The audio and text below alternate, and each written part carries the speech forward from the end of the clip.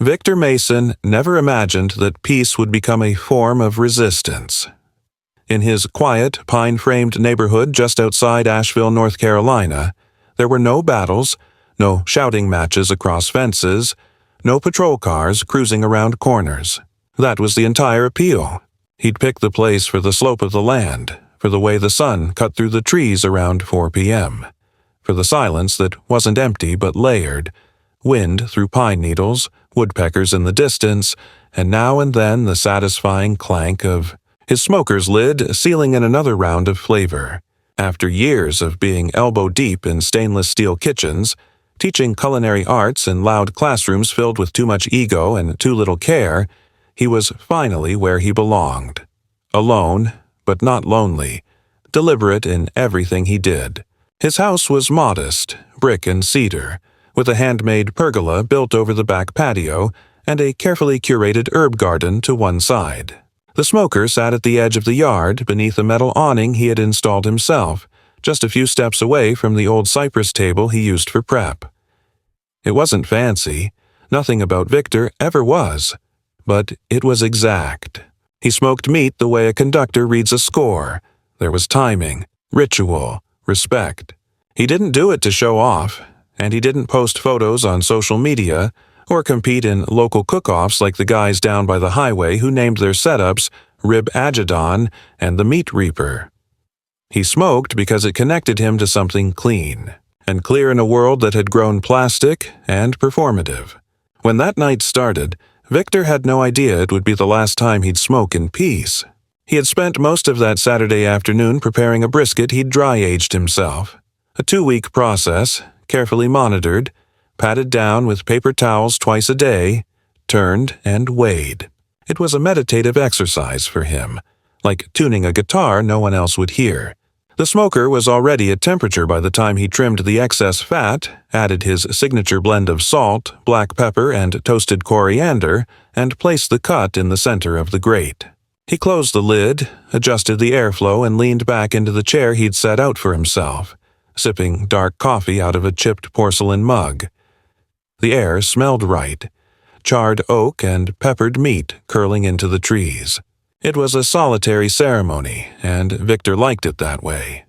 The voice came from the other side of the fence, thick and theatrical. "Smells like death out here today, doesn't it?" Victor turned his head slightly but didn't rise. He recognized the tone before he saw her.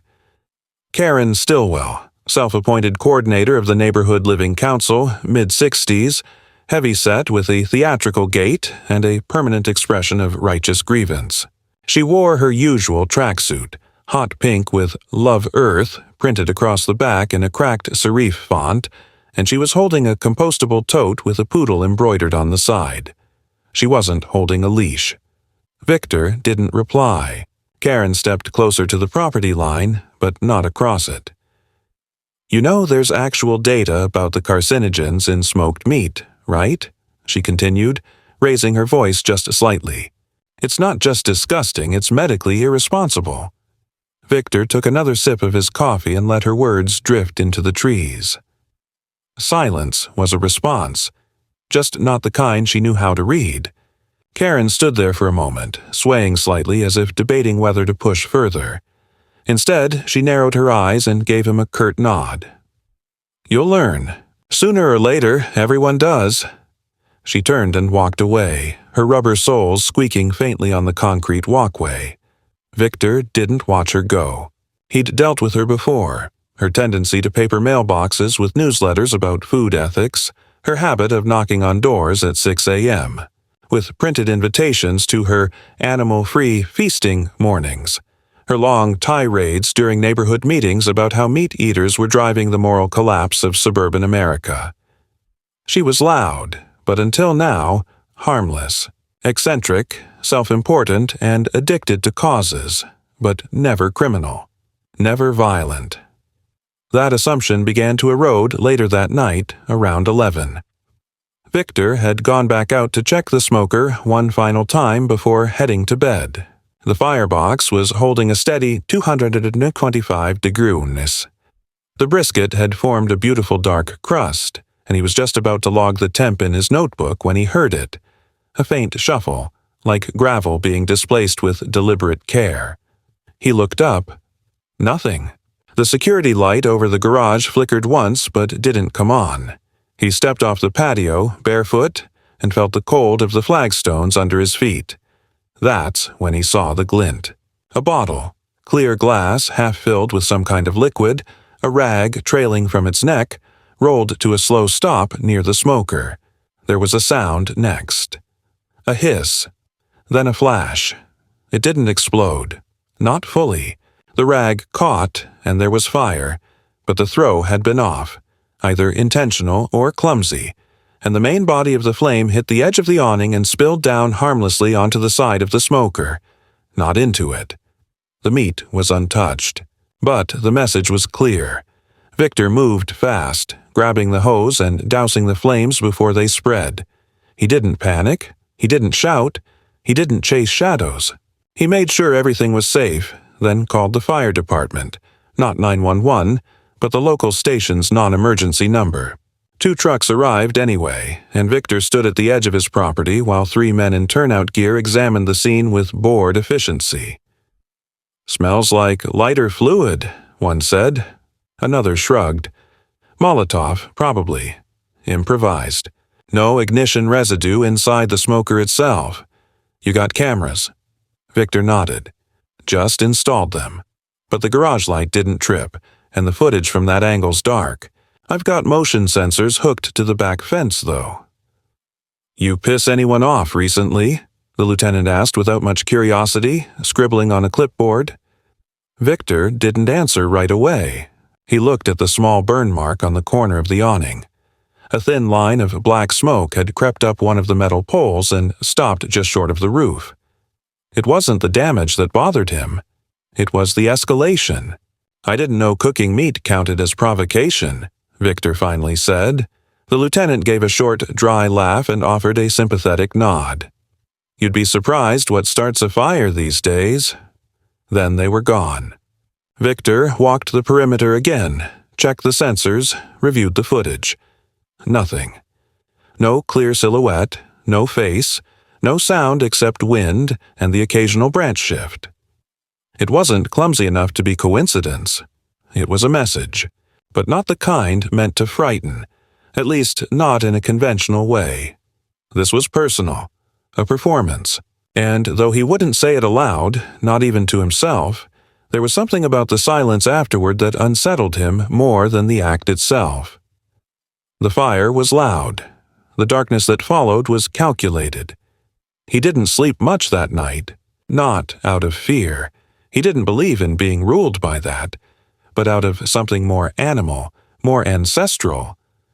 A vigilance he hadn't needed in years was waking back up inside him, not roaring, but pacing, tail twitching, testing the walls. And when the sun rose and the birds resumed their cheerful oblivion, Victor found himself sitting at the kitchen table with a blank page in front of him and the taste of cold coffee in his mouth. He didn't know what he was about to write, but he knew it wouldn't be another recipe. By the time the ashes had cooled and the morning sun etched pale streaks through the blinds, Victor had already made 3 deliberate decisions. He would not bring it up to the neighbors, he would not remove the smoker, and he would not allow the incident to shift his habits. Not yet. He believed in inertia, not as a weakness but as principle, the kind that said unless you were physically pushed, your ground was yours. He cleaned the awning thoroughly, replaced the scorched rubber mat beneath the smoker, and documented the incident with time-stamped photos before storing the damaged bottle in a sealed container in his garage. He didn't rush. He didn't report anything to the police beyond the basic fire department form. What good would it do?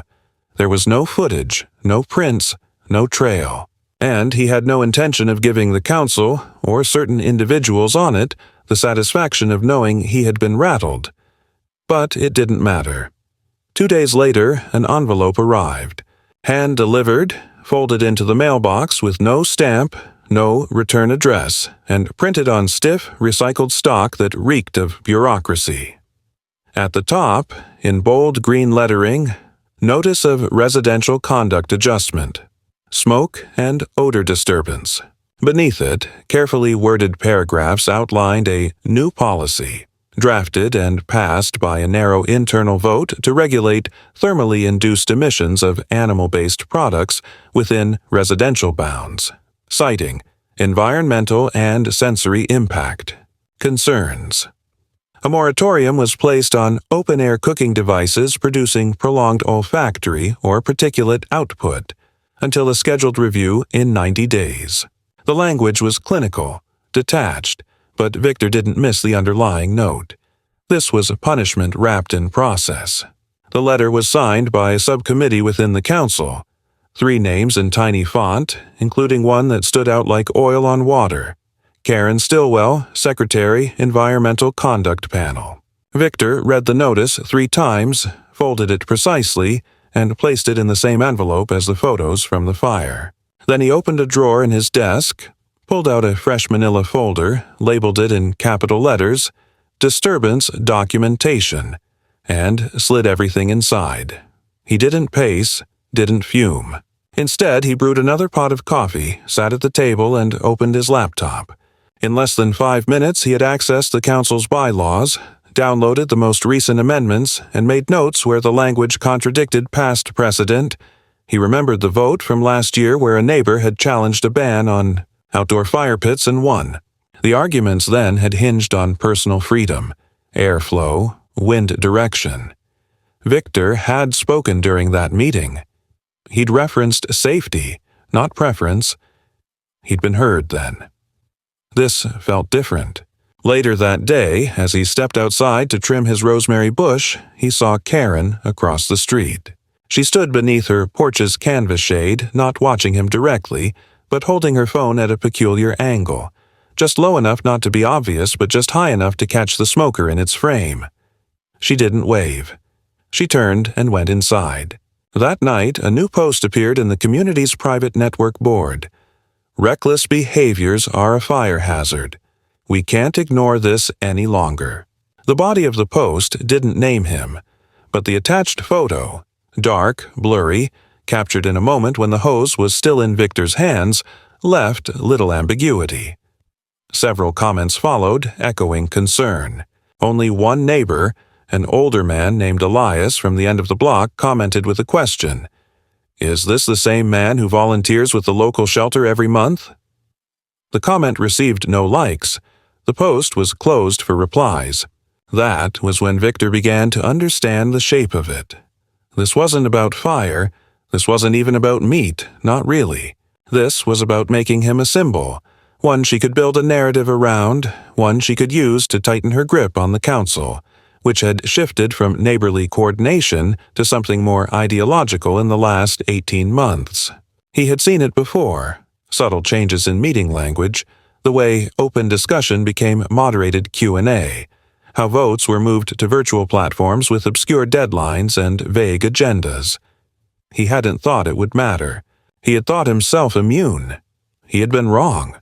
3 mornings after the fire, Victor opened his gate to retrieve the trash bins and found something new. Nestled beside the smoker, placed almost artfully at its base, was a small arrangement of objects.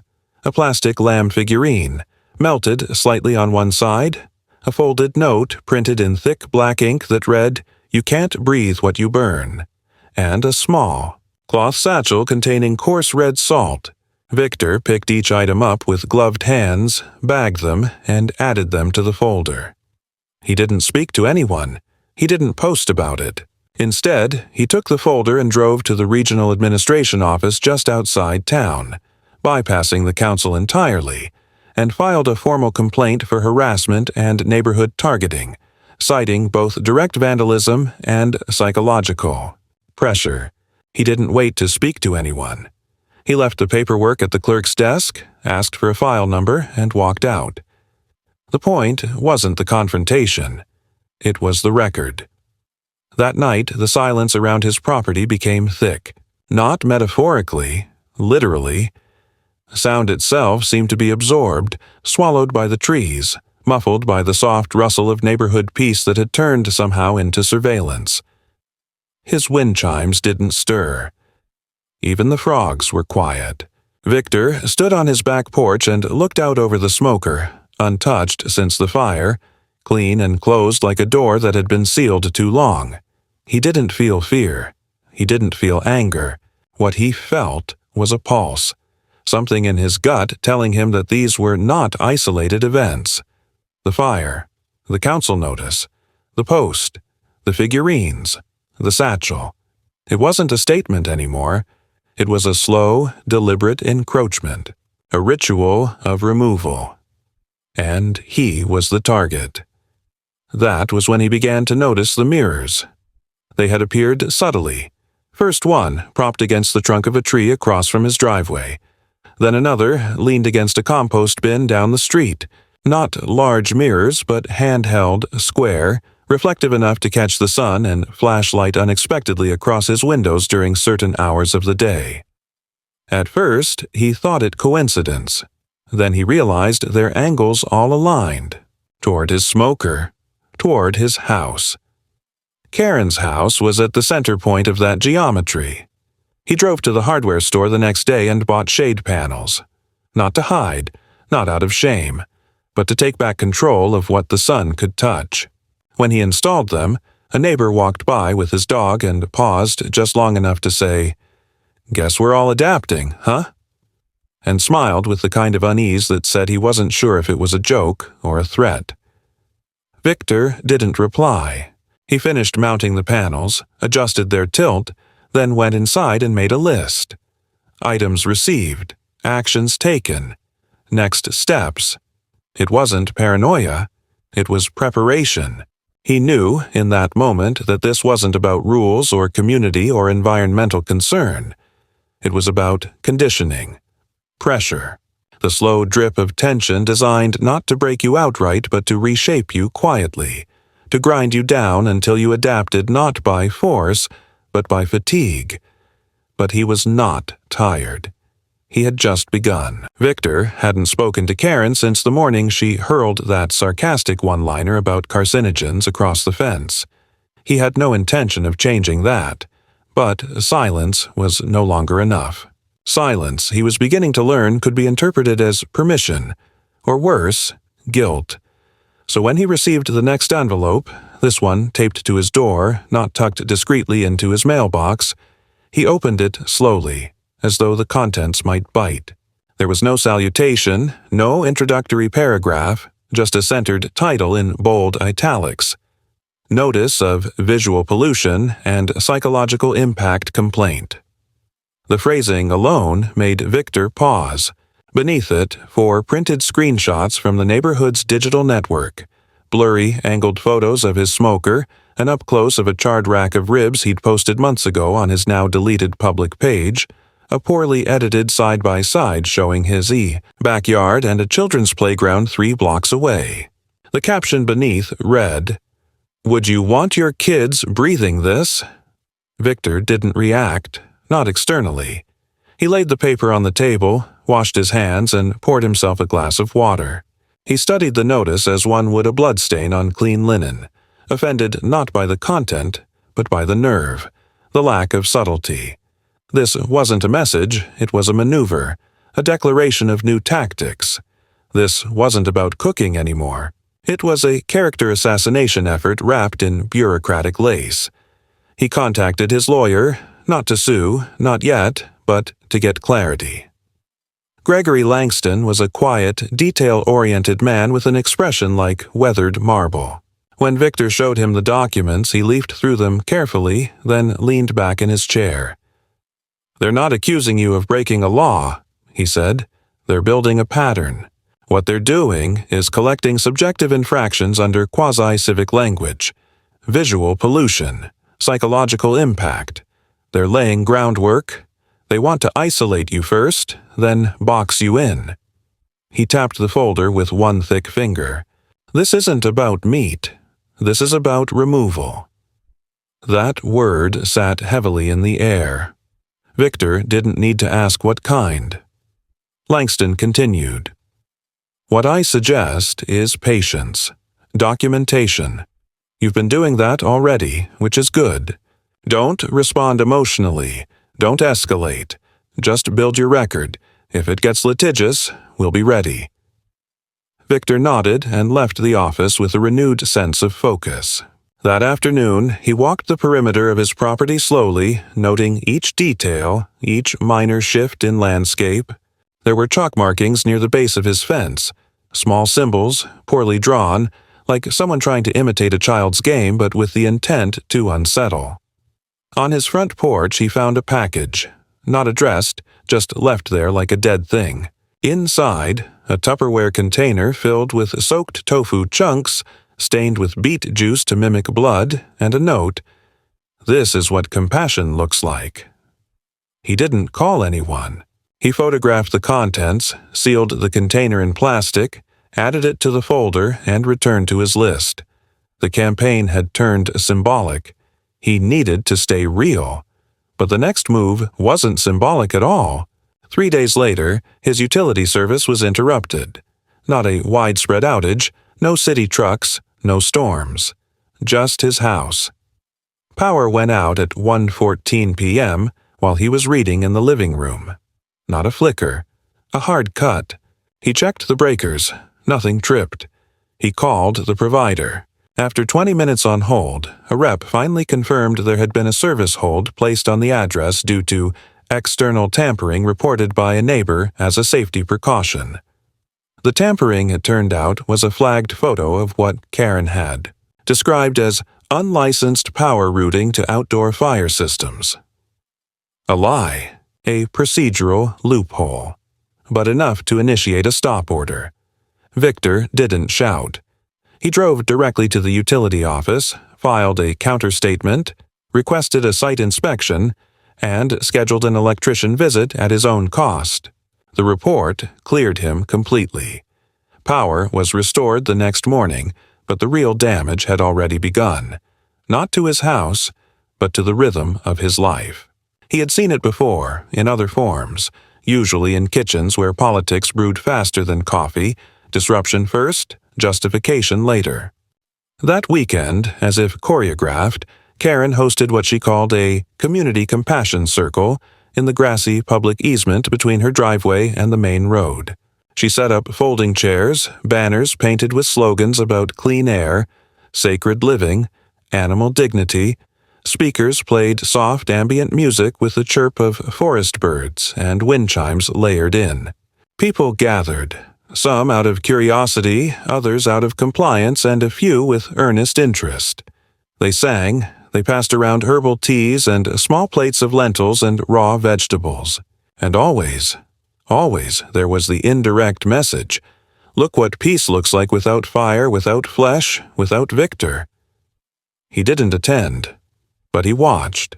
Not through binoculars or hidden cameras, just from the edge of his kitchen window, arms folded, eyes clear. He watched as Karen stood beneath a portable canopy and gestured toward his property, then held up a laminated chart that looked suspiciously like a heat map. He saw neighbors he had once shared drinks with nod along, some looking uncomfortable, others appearing simply numb. The following Monday, a maintenance notice appeared on his door. A routine safety inspection of all non-standard fixtures to begin the following week. No names, no source, no authority cited. He called the number listed. Voicemail only. When he searched the number online, it was unregistered. He'd expected gaslighting. He hadn't expected the finesse. Then came the defacing. Victor had gone for a walk. Just 30 minutes, a loop he took to clear his head. When he returned, his garage door had been spray-painted. Not a symbol, not a slogan. A single word. Fracture. In red. Block letters. Not fast, not rushed. Someone had taken time. He filed a police report.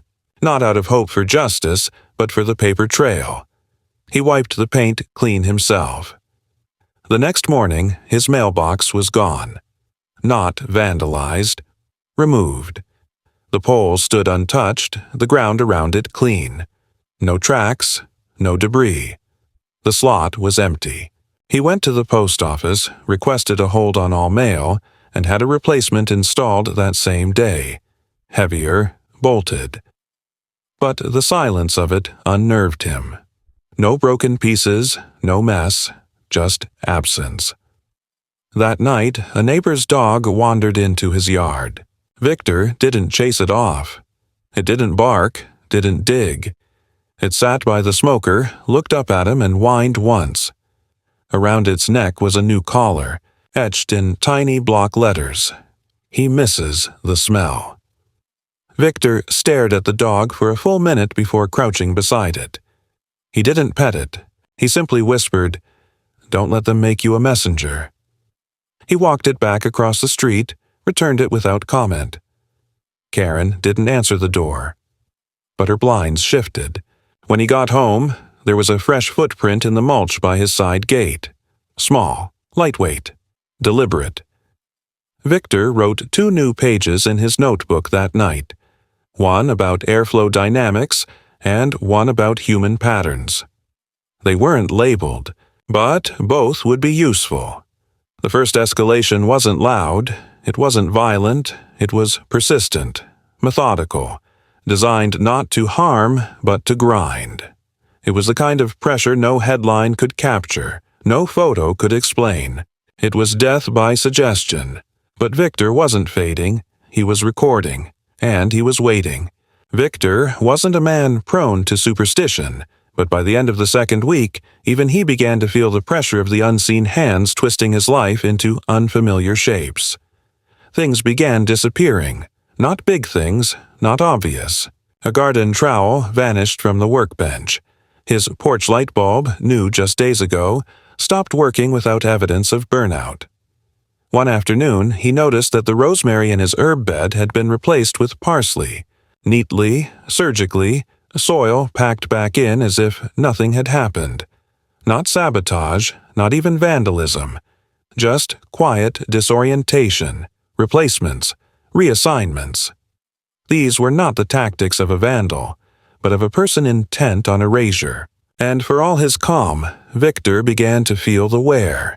He still moved with purpose, still documented every anomaly in precise language with timestamps, photo evidence, and neutral descriptions. But he knew the tempo was shifting, and that if something didn't intervene soon, the neighborhood would recalibrate itself entirely without him. That intervention came in the form of a letter, not taped to his door, not anonymous. A formal document delivered by certified courier from the county mediation office. Karen Stillwell had submitted an official claim under the Neighborhood Impact Resolution Initiative, requesting an inquiry into Victor's sustained hostility, olfactory assault, and refusal to engage in restorative communal dialogue. The language was nauseating in its performative balance, but the implication was clear. She was accusing him of being a social destabilizer, a bad neighbor, someone whose mere presence unbalanced the collective well-being of the community. Attached to the letter was a list of signatures. None surprising, all familiar. People who had once nodded at him while walking dogs or waving from driveways. People who had gone quiet. Victor sat with the document in silence for several minutes, then called Langston. The attorney answered on the second ring and listened without interruption as Victor read the claim aloud. "They're not suing," Langston finally said, voice low and steady, "but they're invoking social compliance pressure through official channels. This isn't about legal victory. It's about fatigue. Mediation forces you to engage on their terms, inside their language, in their house. They want to drag you into ritual." Victor rubbed a hand over his jaw. "Do I ignore it? No. You show up, but you don't argue. You don't perform. You bring your folder. You bring facts. Let them build the theater. You stand on the floor." The mediation took place in a county building that reeked of disinfectant and reheated coffee. The room was smaller than Victor expected, rectangular, pale, with a table too large for the space and chairs that creaked under the slightest shift. Karen arrived in a floral dress, her usual color palette of defiance, carrying a canvas tote and wearing a pin that read, "Coexist or Collapse."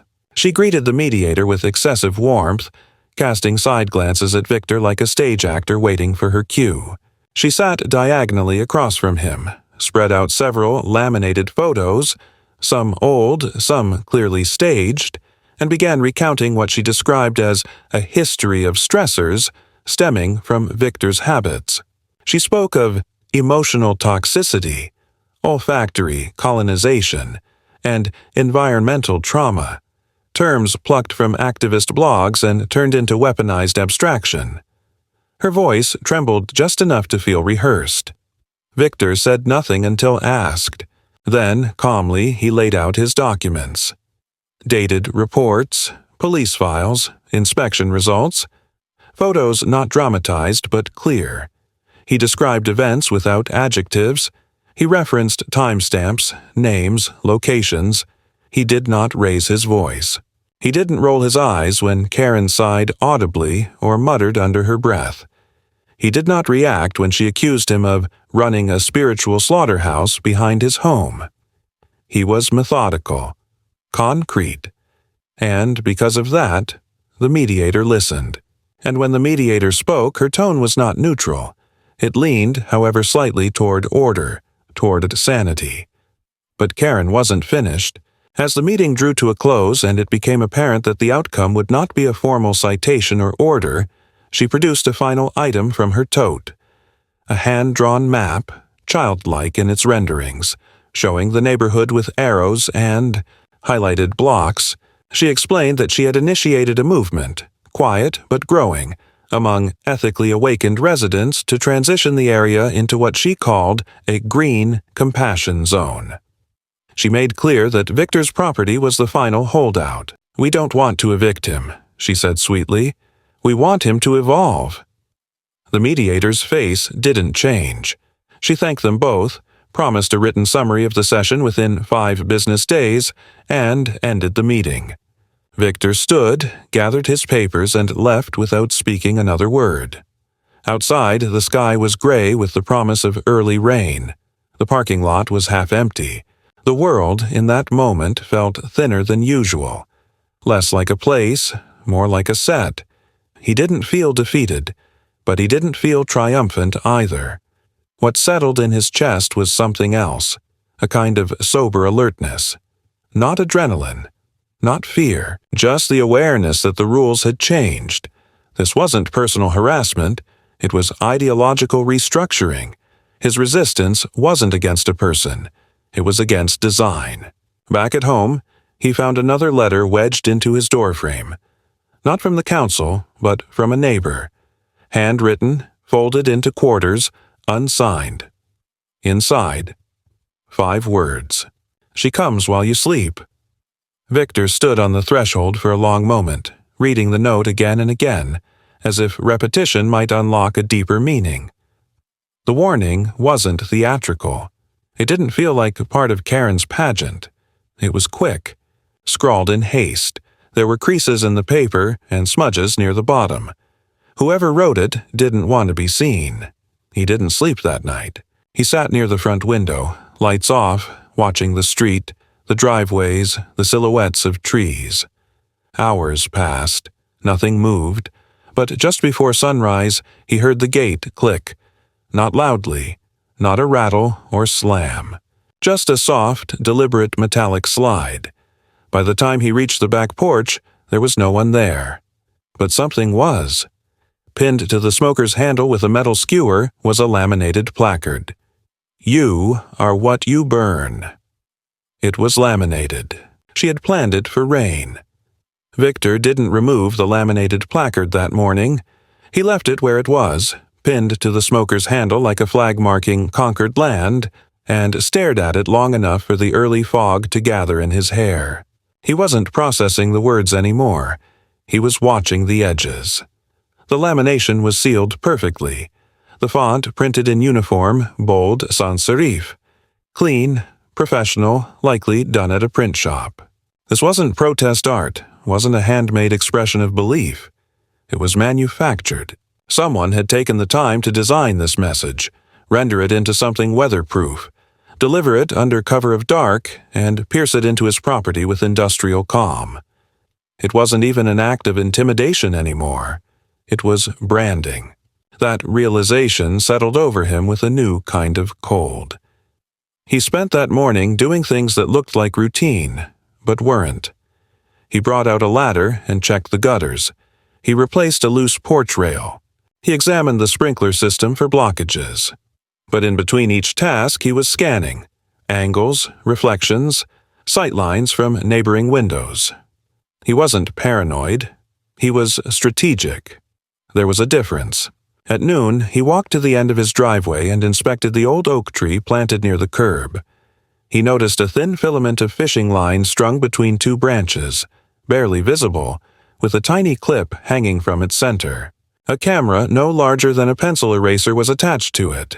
He didn't touch it. He didn't cut it. He documented it, step by step, angle by angle, then emailed the photos directly to Langston. His attorney responded 2 hours later with instructions. File a report, submit it through the city's property violation portal, and request confirmation of receipt. Langston would take care of the rest. Victor followed those steps to the letter. No emotion, just procedure. But by then, the real damage was already happening. Out of sight, below the surface, exactly where it was designed to take root. The week after the mediation, Victor's regular grocery delivery was canceled without notice. When he called to ask why, the operator told him his address had been flagged for potential health code non-compliance and had been automatically suspended until a manual override could be processed. He hadn't cooked anything publicly since the fire. The flag hadn't come from behavior, it had come from reputation. A reputation someone was curating. His bank card was denied at a local hardware store. Fraud protection, they said. A duplicate card had been requested 2 days earlier under his name. He hadn't filed the request. The branch verified his identity, reversed the issue, and issued a new card. But the interruption had already been logged, and somewhere, someone had made a note of it. Small delays, minor reroutes, but they weren't coincidences anymore. They were frequency. Persistence. He checked his email spam folder. It had ballooned overnight. Hundreds of subscriptions he hadn't signed up for. Vegan newsletters, grief counseling, cult detox guides, online petitions for farm animal liberation. Each one addressed to his full name. Some included variations like Victor the Butcher or Smokehouse Sadist. It would have been absurd if not for the sheer coordination of it.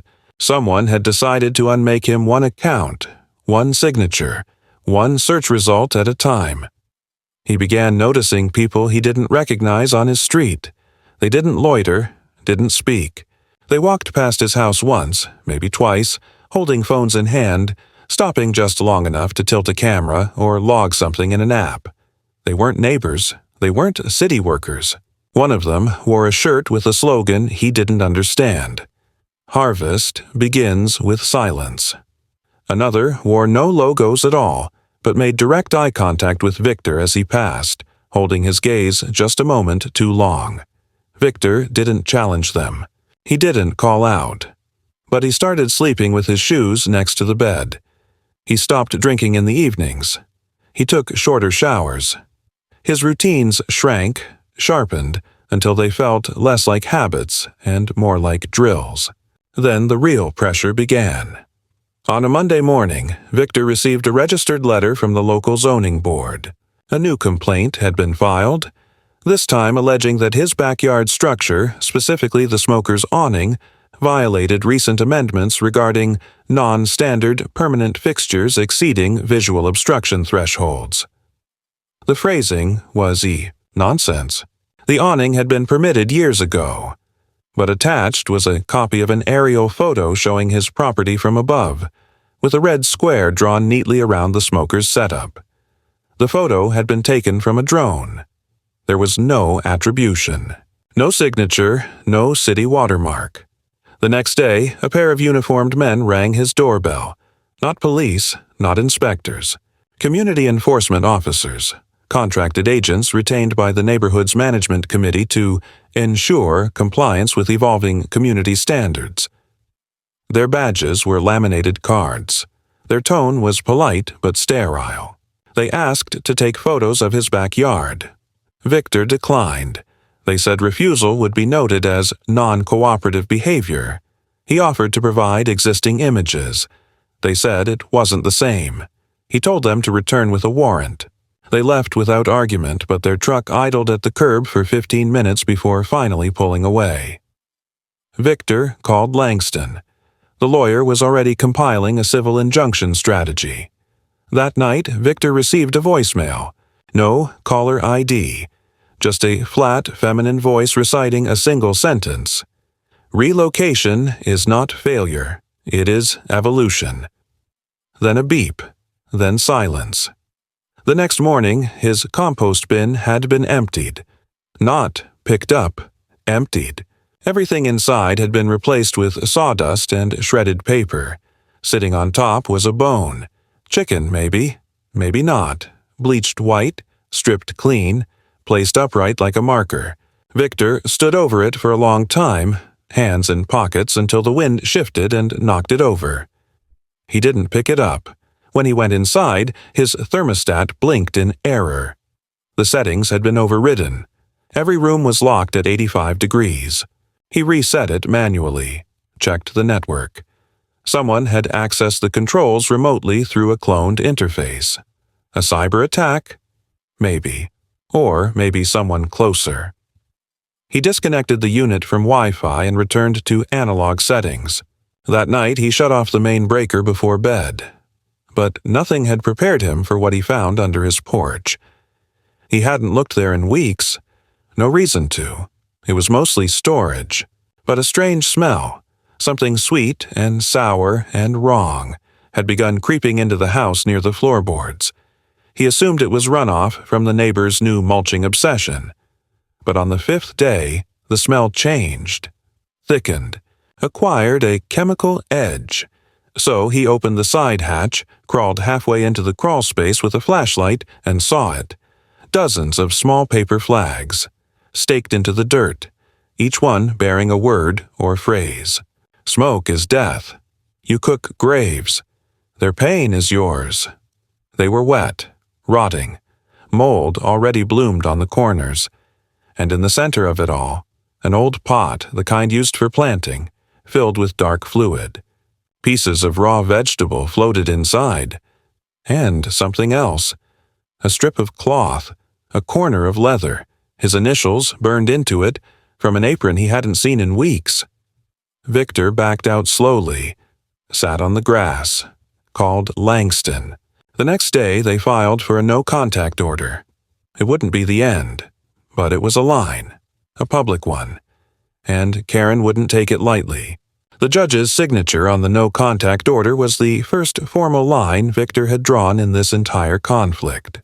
Until then, he had responded with restraint, discipline, methodical record-keeping, and silence, holding to a personal code that believed in outlasting madness rather than meeting it head-on. But when the envelope came, printed on pale stock and notarized in black ink, it marked a shift, not just in the legal terrain, but in something more visceral.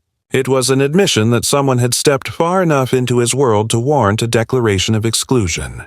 That morning, he stood at his kitchen window staring at his backyard, the smoker still covered, the garden overrun with shadows from the oak tree, and felt something in his chest release. Not relief, not triumph, just the acknowledgement that whatever came next would no longer be under his control. For the next several days, the neighborhood was quiet in a way that felt deliberate. No flyers appeared on doors, no anonymous deliveries. The usual whispers of surveillance vanished. Karen's house remained lit but silent, her porch empty, her windows shut tight. The quiet wasn't peace. It was retraction, the calm eye of something coiled and waiting. Victor didn't let his guard drop. He adjusted his exterior lighting angles. He installed a second deadbolt on the back door. He bought new blinds, heavy enough to block silhouettes at night. But more than anything, he watched. Not obsessively, but with the full awareness of someone who understood that observation was the last line of defense before action. On the 6th night, the quiet broke. It started with the wind. Not strong, but dry, curling through the hedges in fitful bursts. Around 2 a.m., Victor woke with the distinct sense that something was wrong. Not a sound, not a crash, just that subtle shift in the pressure of the air that precedes disaster. He moved quickly, barefoot, silent, checking the windows, the porch, the motion alerts. Nothing, no trips, no flashes. He returned to the bedroom but didn't sleep. Then, just before dawn, the smell hit. It was smoke, but not wood smoke, not the slow, savory curl of hickory or mesquite. This was acrid, chemical, high-pitched in the nose, almost metallic. He threw on a jacket and ran outside, heart steady but clenched. The smell was thickest near the back fence. When he reached the edge of the property, he saw it. The smoker, scorched black down one side, its awning collapsed inward. The metal frame half melted from what had clearly been an accelerant-based burn.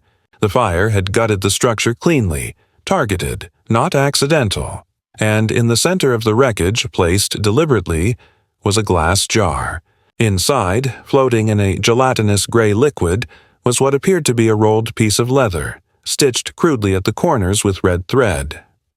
Victor didn't touch it.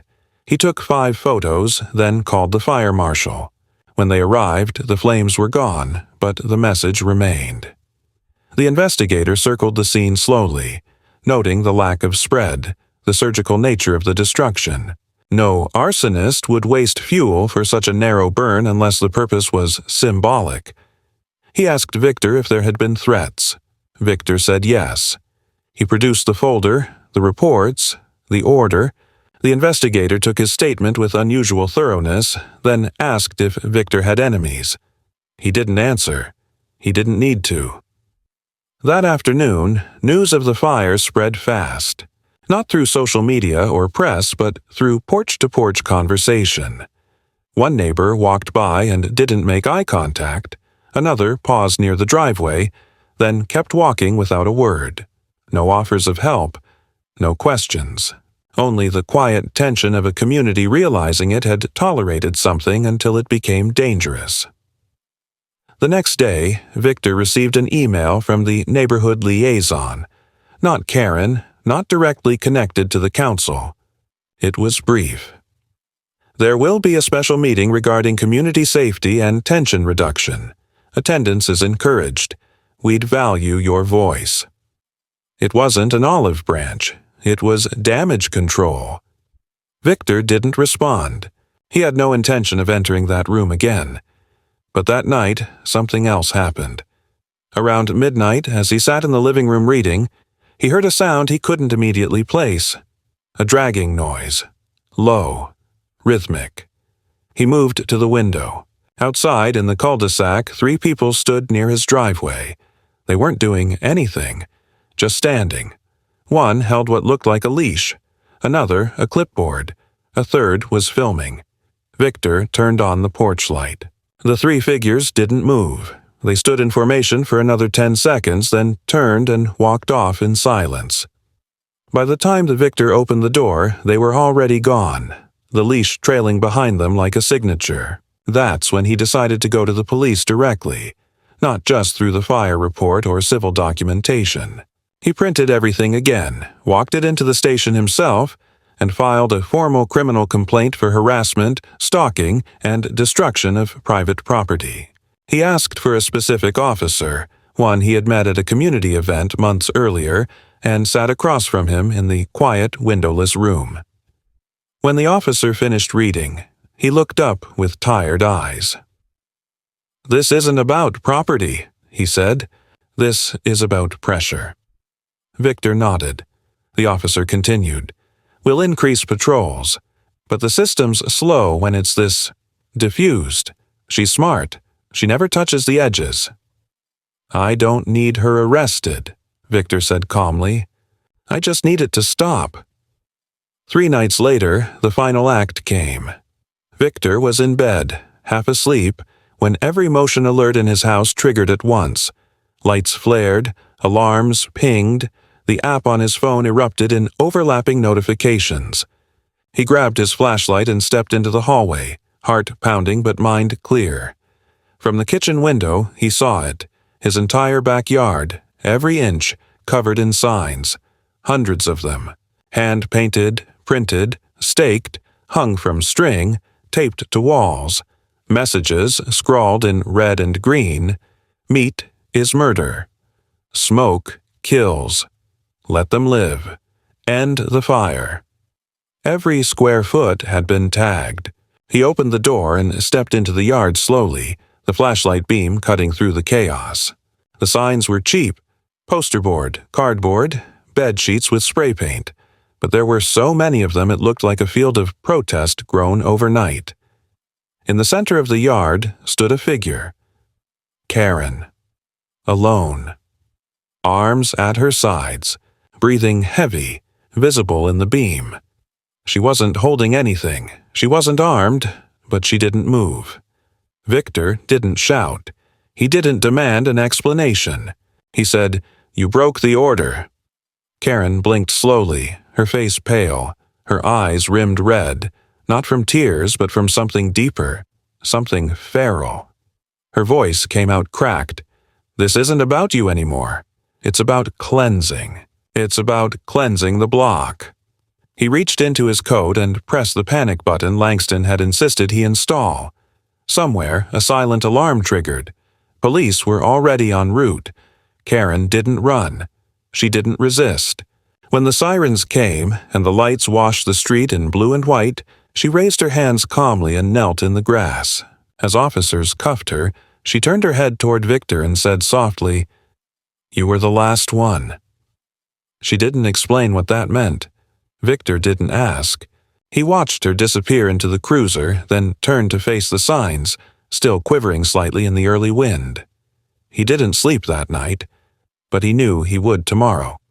It took 3 full days to remove all the signs from the yard. Not because it was difficult. They were poorly staked, hastily secured, some already wilting in the damp, but because Victor took his time. He cataloged each one before disposal, photographing, labeling, and placing them into black contractor bags with the same precision he had once used to pack knife kits before competition events. He did it alone, refusing offers of help from the new liaison committee, which had suddenly become attentive, responsive, and conciliatory in the wake of Karen's arrest. Their emails were polite, full of shared values and healing opportunities. But Victor knew better than to believe in redemption that only appears after consequence. He didn't reply. He didn't need to. The point had already been made, and the silence he offered in return was not weakness. It was ownership. Karen remained in custody while the court deliberated the restraining order violation, property damage, and a litany of smaller charges tied to city codes and trespassing laws. No formal mental health plea had been entered yet, but the possibility hung in the air like an unspoken insurance policy. Neighbors spoke of her quietly, as if invoking her name too loudly might reignite something they preferred left smoldering.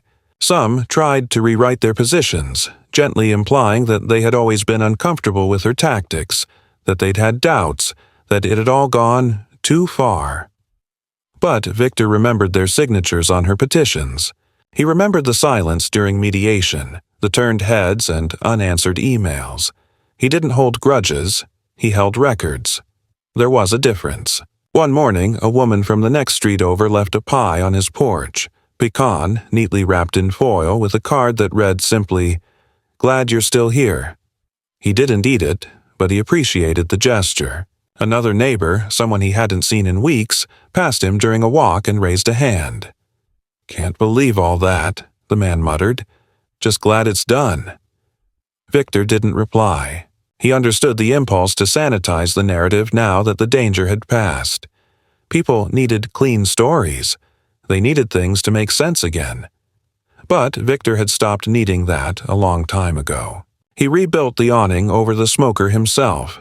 Not because he needed it. He hadn't lit the fire since the attack, but because it had become symbolic. He didn't order new lumber. He repurposed wood from the damaged pieces, sanded the edges, reinforced the joints, and stained it darker than before. More grounded, more permanent. When it was done, he stepped back and looked at it without nostalgia. It wasn't restoration. It was proof. He kept the smoker covered, not hidden, not retired, just waiting. He had no urgency to light it again, no defiance to prove. It would happen when he was ready, not when the neighborhood had decided it was safe.